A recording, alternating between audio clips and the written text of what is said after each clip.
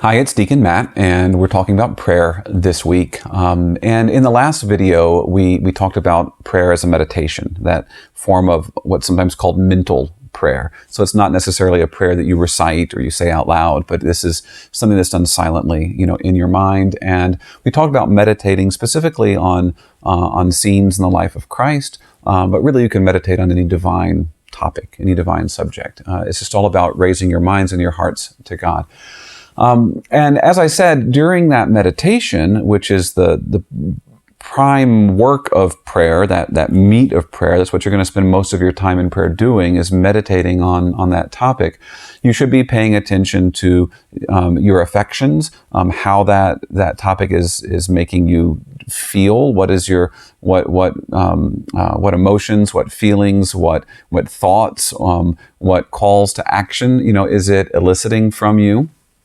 And then also using that to make certain specific resolutions, things that you are being called to do in that prayer, whether it's repentance, or whether it's someone needs forgiveness, or whether it's a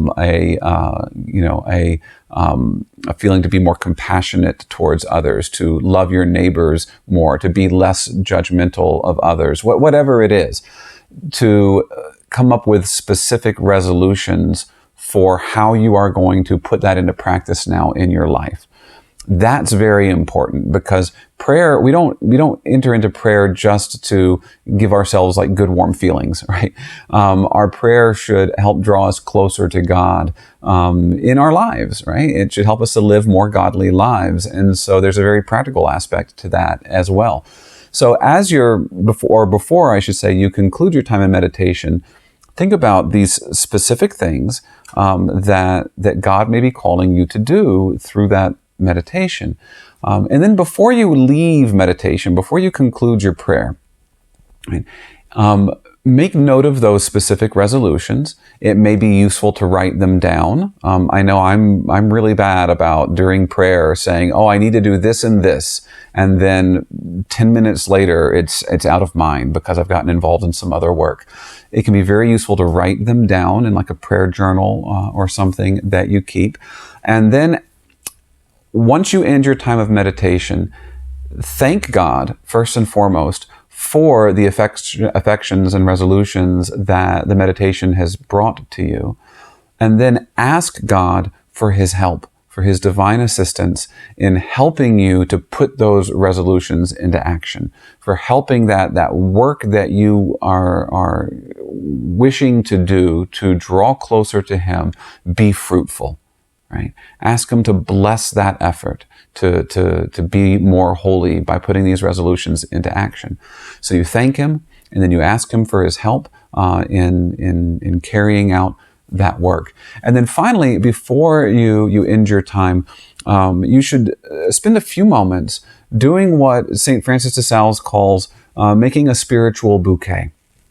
And in some translations of Introduction to the Devout Life, some older English translations, they'll use the term nosegay. And I actually like the term nosegay because it's more specific. We hear the word bouquet and we think of like a bouquet of flowers or something, but a nosegay is actually a little bit different than like a bouquet of flowers that was set on the vase, in a vase on a shelf or something.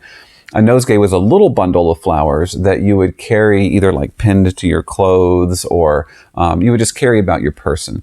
And the idea being that if you went for like a walk through a meadow and enjoyed that pleasant walk, you would pick a few flowers that you would make into this little spiritual nosegay or bouquet, or not spiritual nosegay, but an actual nosegay or bouquet. And you would carry it with you so that throughout the day you could enjoy the sight and the smell of the flowers. So St. Francis de Sales says, before you end your time in prayer, you should do the same thing, right?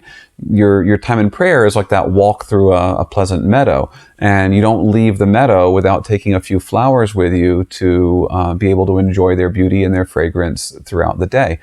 So the flowers of the meadow of your prayer are those specific affections, resolutions, images. So he says, just take a few moments and gather 3 or 4 specific thoughts that came to you during that time in meditation, and gather them into a spiritual bouquet or a spiritual nosegay, and then carry that with you throughout the day. As you go about your daily business, you can reflect back on those specific 2, 3, 4 thoughts or aspects of your prayer to help extend that time of prayer into your daily life. Because again, what St. Paul instructs us in 1 Thessalonians 5:17 is to pray without ceasing.